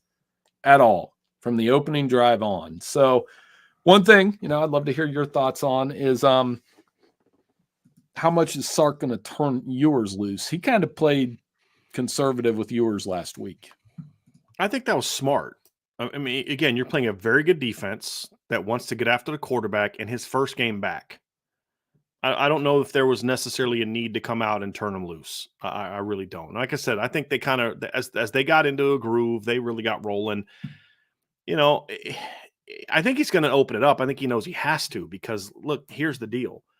This Georgia run defense is not a typical Georgia run defense. It's not. They're giving up 120 yards a game, gave up $170 to Kentucky, gave up $173 to Alabama, gave up 137 to Auburn, who's not good. They shut Clemson down. They shut Mississippi State down. Again, a team who's not very good. That was that was not even the second or third worst performance Kentucky, Arizona, Mississippi State's even had on the road. Arizona State held them to 24 yards and Toledo held them to 66. I mean, Toledo beat Mississippi State more convincingly at Mississippi State than what Georgia beat them at home last weekend. And it's not a one-off. They didn't play very well against Alabama. They didn't play very well against Kentucky. This is not a great run defense like it has been in the past, but it's still good. And they still have elite talent in the front seven. The issue with Georgia is they're not very good in the secondary outside of Malachi Starks. They're just not. I've been saying this since week one. I said this to people in week one. You turn on the film of the Clemson-Georgia game, and you see 4 or 5 times where receivers are just smoked Georgia DBs for Clemson, and Cade Klubnik couldn't give them the ball, or he didn't have time to give them the ball. And all of a sudden, later as we get in the season, Bama could get him the ball. Auburn hit a couple big plays. Mississippi State made some big plays against them. This is not a vintage Georgia secondary. It just isn't. And they've lost a lot of kids the last couple of years in the portal, young 5-star kids, talented kids that didn't want to hang around and sit the bench and those type of things, or for whatever reason, and they left. And now they're a secondary that just doesn't have the same type of speed at linebacker and in the secondary that they've had. And that's really what it boils down to. I think their front is still really good. They're just not as good on the second and third level, in my opinion. So if Texas is going to win this game, that's where they have to take advantage. They have to lean into who you are, get the ball down the field, get your receivers the ball in space, go at this Georgia secondary, because that's where you have the best matchup. If you're going to try to make this a a trench game, you got to be balanced. And Texas has been very balanced so far this year. They haven't been a dominant running team, but they've been a good running team that's averaged 189 yards per game. You don't come out and abandon that. And they didn't do that against Oklahoma last week, averaged 5.9 yards a carry. But you're going to win this game because your ability to get your athletes in ideal matchups and ISO matchups against Georgia. That's going to be the key. And if Sark can get that rolling and they can give him time to throw, then I think that's where Texas is going to win this game. And Georgia's not a great pressure. Georgia's never had a great pass rush. They've had some really good pass rushers, but their scheme is not designed to finish in the top 5 to 10 sacks or turnovers. Right. They're going to need both of those. They're going to need pressure, and they're going to have to force some turnovers in this game if they're going to beat Texas, in my opinion. Because I don't. Go ahead, Bill. They're designed to get you off the field in like 6 plays or less, and they're not doing that. And their third down rate isn't as good as usual. And Texas runs for 5 yards per carry. If Texas is over, I would say, that in-game trend with top 5 teams, if Texas is around 4.5 yards per carry, they're going to win the game probably pretty convincingly. And if Ewers doesn't turn the ball over, and they've got enough speed on the perimeter with all these receivers that it's going to test that. You're exactly right about the Georgia secondary. It's not a typical Georgia secondary, and that's what Kirby coaches. So one thing giving me pause is you are giving Kirby the underdog card. Yeah. We're not the only one that wrote a Kirby Smart piece this week. If you look across every national publication, there's something about Kirby in Georgia. At what cost? $13 million, arrest, shoved a guy. They can ball. All true things. All true things. But as John Jansen, the former Michigan tackle, I know you know who he is. He told me this last year, and I always subscribe to it. College football coaches know how to frame a situation. The great ones know how to frame all that stuff and put it in their locker room. And all of a sudden, it's nobody believes in us. And they do that as good as anybody. So politicians should hire Division I college football coaches to run their campaigns. Correct. I mean, flat out. Kirby could take all of that, throw it in his locker room, and convince these 19 to 22-year-olds that nobody believes in them and that everybody thinks Georgia's a talentless group of, terrible football players. Yeah. So that's given me pause that Georgia could totally go in there and win the football game. And do we really know just how good Texas is? We don't. I will agree with you that because Oklahoma's poor. Michigan didn't have an offense that could challenge them. And Oklahoma was never going to be as good as people made them out to be preseason. And now that their receiving core is basically down to they didn't have Deion Burks last weekend. I mean, again, you look at that Texas defense and you're like, boy, that defense is legit. I'm getting a lot of and I think it is a very good defense from what we can only evaluate what they've done so far, Bill. I mean, that's the reality of it. But it's kind of similar. Are they legitimately this good? Or are they kind of a little bit like Ohio State where they're good, but maybe they're not as good as people think they are because they're never tested. And when they are tested on the few occasions, they kind of get in trouble, and so that's kind of the thing we're going to learn this weekend because Georgia's starting to kind of get its pass game going a little bit the last couple weeks. There's been some mistakes. I think the second half, like falling behind Bama 28-0, in my opinion, kind of got their pass game going. I don't think Carson Beck had been playing all that well coming into that game. I mean, matter of fact, I think he was not playing well at all. And having that, hey, we're down 28-0, we got nothing else to lose. Let's just go out there and throw the ball around and make them play, and just play. It kind of sparked them a little bit, in my opinion. Can they do that against Texas? Well, I mean, look, I just got done talking about how I don't think incredibly highly of Georgia's secondary. Well, Texas secondary is better than it was, but it's still not an elite secondary by any stretch of the imagination, right? And they're going to get tested in a way that they haven't already.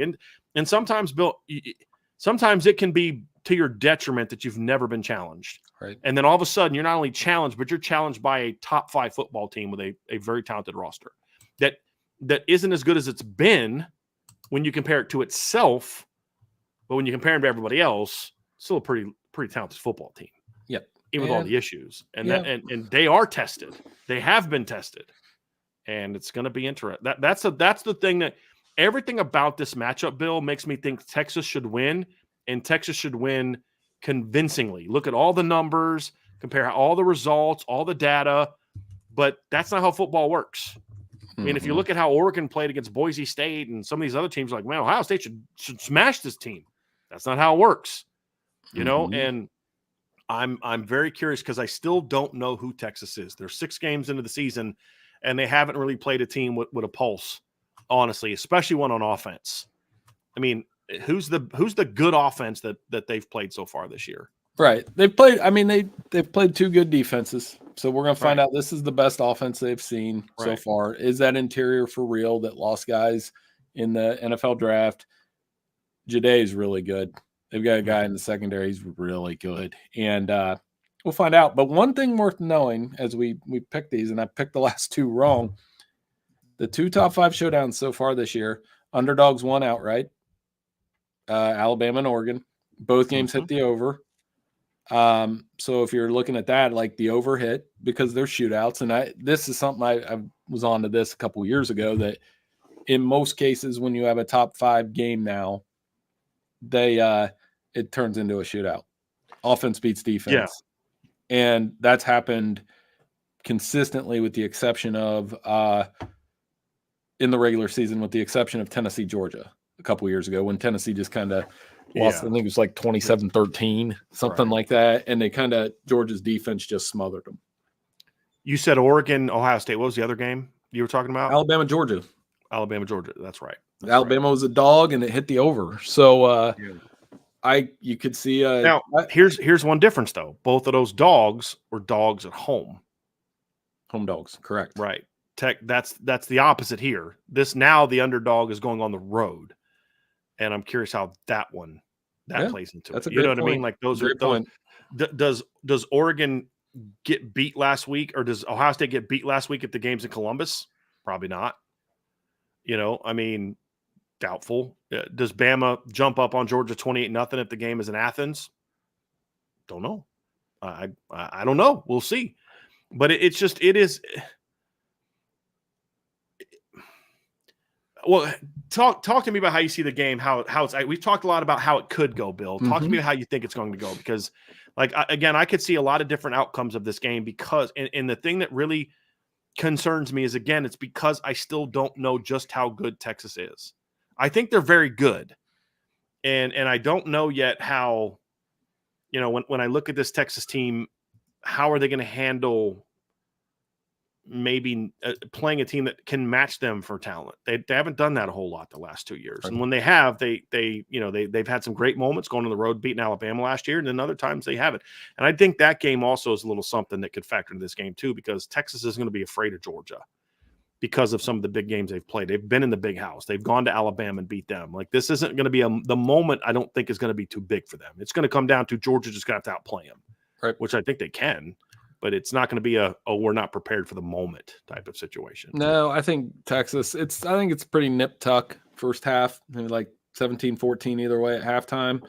And then Texas scores, maybe gets a turnover. It's not high scoring, as high scoring as I think it's going to be. I had Texas 30, Georgia 24.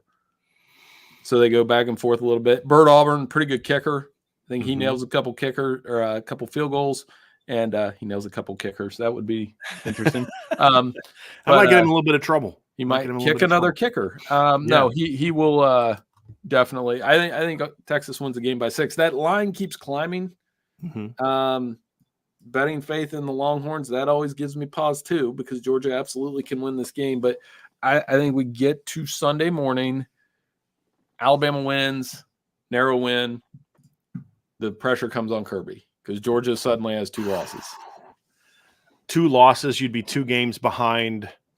They're not going to Atlanta at that point. Yeah, and you still have to play at Ole Miss, right? You still have to play Tennessee. It's going to get really interesting at that point in time. And who do they play? Florida next, right? Isn't that their next? Yes, they have a bye week, then they go play Florida. Yeah, and then you got at Ole Miss and home against Tennessee. So it doesn't ease. This next 4-game stretch is going to be very, very interesting for them. So 30-24 Texas, right? Yep. All right, here's where I'm at, Bill. I think it'll be a game. I'm going to look so dumb doing this, because I almost don't want to put words to what I think, how that I think this game is going to go, because of what you've got me spooked with the whole Georgia playing the poor woe is us. I mean, Dabo might be the only coach who's used this card more effectively than Kirby has. Kirby, for sure. You know, and we saw this when they played Alabama in a rematch in 21, right? Where it's like, no, nobody thinks we can beat them. They kicked our butts, and then they went out and smacked Alabama around a little bit. But I just don't think this is the same Georgia team. I don't think they're as good in the trenches as they've been. I don't think it's they're just sleepwalking through the season until the games start to matter. I don't. I think this is just not the team that they've been. They're not. And I think this is a very good Texas team. I think this is an improved Texas defense.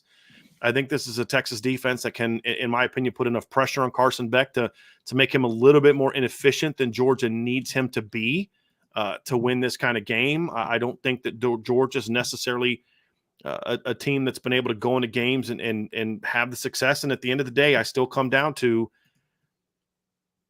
I've said this about several coaches in the past and several teams in the past, and I feel this way about Georgia.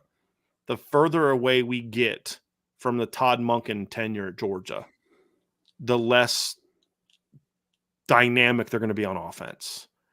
They're starting to look a lot more like the Georgia team that we saw before Todd Monken showed up. Very good team, 11-2 every year. You know, had a 12-1 season in there. Did make that one playoff run where they couldn't score in big games, couldn't score on Notre Dame, couldn't score on Alabama. You know, like that's who they were before Todd Monken showed up. And they're looking like they're getting more and more and more to that now that he's gone. And that's kind of where I'm hanging my hat with my prediction. I just don't know that Georgia can keep up in this game with them. I think what happened in the Bama game, Bill, is Bama went away from what was working because they were up 28-0. They just said, hey, we're going to just, play prevent and all this other nonsense. Or not prevent that early, but like we're going to – right, they had the big lead. And Georgia's offense is just – I mean, they struggled to move the ball early against Auburn. They struggled to move the ball against Kentucky. None of those teams are as good as Texas is on defense. So I'm looking at it. I actually think it's going to be a 34-21 game. I think Texas is going to be clearly the better team in this game. I do. I hate saying that. Just not hate saying it because I enjoy saying that. I don't really care much for Texas. Right. I used to love Georgia, but I really dislike everything that Kirby Smart stands for, to be completely honest with you. But that's not why I'm not picking against them. Same reason why I don't pick LSU to win every game or lose every game. For sure. I just watch this team play, and they just watch them play 4 or 5 times now, Bill. And at no point in time have they been like, wow, this is what we're used to. I even when they beat Clemson, I was saying right after, I was like, dude, that was a lot like, a game where you watch it play and you're like, I know what the final said, but that's not how that game was played. That's not how that game was played for most of the game. And I just don't think this is a vintage Georgia team. I don't. I don't think they have the talent that they've had in the past. I don't. That doesn't mean they're not very talented. But I do get into that whole disrespect card, and I worry that Kirby's going to be able to play that masterfully. I just think Steve Sarkisian's been down this road before, and he knows. They'll be ready for it. What's coming. They'll be ready, and it's an SEC heavyweight showdown, and Georgia could still get in the playoff. They still play Ole Miss. This is their last game where they won't be favored. The only game where they won't be favored. They'll be favored the rest of the way.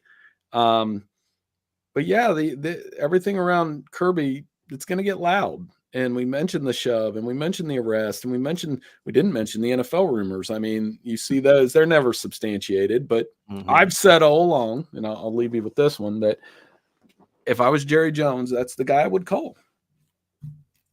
Say, come coach my team like Jimmy Johnson did, like Barry Switzer did. Jerry will probably push him around a little. They wouldn't get along, but it would be a business transaction. Kirby'd be perfect for them. And if he were to go to the NFL, the problem with that is he's not going to go because he's making $13.2 million a year. That's the other number. That's a nice one to do that at a school where you've only lost 3 games in 4 years. So I think some of that is overblown, but it can tear at the fabric of your program. There's no question. Bill, I'm going to ask you this, and we'll end with this. This is more of a bigger picture question. Do we see a changing of the guard in the SEC if Bama and Georgia both lose this weekend? No. I mean, I just think there's more of it's not a changing of the guard so much as it's anybody's game. We're a new No. era. How about this? Yeah, We're in a new we're in era. complete. That's It's fair. not the Bama Georgia dominating the league anymore. I think we're already there in some ways because Texas and LSU and Tennessee even feels like they have a shot. But they still got to beat Georgia, because right now, so far, we're having all this conversation about Georgia. Bama's still the only team that's shown that they can beat them in the league. Yeah, I mean, right? If they go win this game, it's still like, okay, they played bad against Bama, but they're still the best team in the SEC. Probably on the road and beat Texas. I mean, Kirby's 9-6 against top 5 teams, and 5 of those losses are to Alabama. Exactly. So he's 9-1 against everybody else. Who's the other one? I just had this up on my computer. I should know this. Oh, LSU with Burrow and them. Okay, yeah, 09. That's Not right. bad. That's Or not 19, a bad the loss. LSU, the SEC title game. That some people like me think might be the best team of the 21st century. So, I mean, not a bad loss there. So, yeah, I mean, I would say it would make us feel like everybody's more involved. That's how I would put it. Yeah. I feel like the era of Bama and Georgia being the dominant teams in the league is over. And I actually don't think Georgia has been part of that for very long. I don't think Georgia's reign really started in 21 with the back-to-back titles. Last year, I think they played a very soft schedule, and they finally played a good team late. They got beat, and I think we're seeing some of those warts with that team. And so, I think Kirby's a very, very good coach. I still wonder if Kirby can win without Todd Monken. That's just kind of where I'm at with that one. And we're going to find this weekend's going to be a perfect example, a great opportunity for him to prove that he can. So it's going to be very fascinating. And I think if Texas wins this game on Saturday, you have to look at it and say, okay, that is the top dog in the SEC, not just for this season, but that is the top dog in the SEC right now, big picture, because they beat the SEC champ last year in the home of the SEC champ, Alabama. And then their first year in the league, they go out and dominate that league, beat Georgia and do all that. Then you have to say, like, it's not even like for this year, Texas is the big dog in that league. Correct. And it's going to be very interesting. So we're going to learn a lot about both teams, Bill. This is going to be one of those big separation Saturday type of things, and we're going to talk about it next week as well. We'll wrap it up. I know you and Bill Trocchi will have your recap on Tuesday of all this weekend's action. And there's a lot of other great games this weekend. Michigan, Illinois is a battle of ranked teams we didn't get a chance to talk to. There's some more big games in the Big 12 that could maybe cause some separation in that league. Some real big games this weekend. So great weekend of college football. You and Bill will recap that on Tuesday.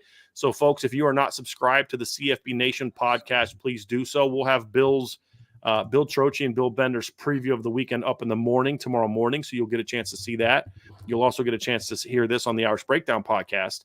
But Bill's got some really interesting features coming out, not just the Red Grange series, but I know you had an interview with a Power 5 coach today whose team is playing way beyond what a lot of people thought they would do this season. So you can find Bill at Bill Bender 92. Of course, go to sportingnews.com. You'll get all of his content there. And of course, the podcast portion you can find. Just go to your favorite podcast platform, type in CFB Nation. You see the red, white, and blue logo, and then you'll see all the shows by Bill Bender, Bill Trocchi. Lucky Lefty is on there as well. So you're going to want to check that out. Make sure you subscribe at CFB Nation. Bill, thanks for joining me, man. Where are you going to be this weekend? You going to be on the couch? Home again. Home? Yes, I think. Yes, I'm home. Grant plays Saturday night, so I'm going to have to escape for like an hour, and then we'll have the games on the phone. But yeah, definitely home, and always a pleasure talking to you. Sounds good. This might be the most disagreement, Bill, we've had in our picks. I know. So we're going to see how this one's going to go, buddy. Appreciate you, Bill. Great. Talk to you soon. Thanks, everybody. Talk to you soon on the Irish Breakdown podcast.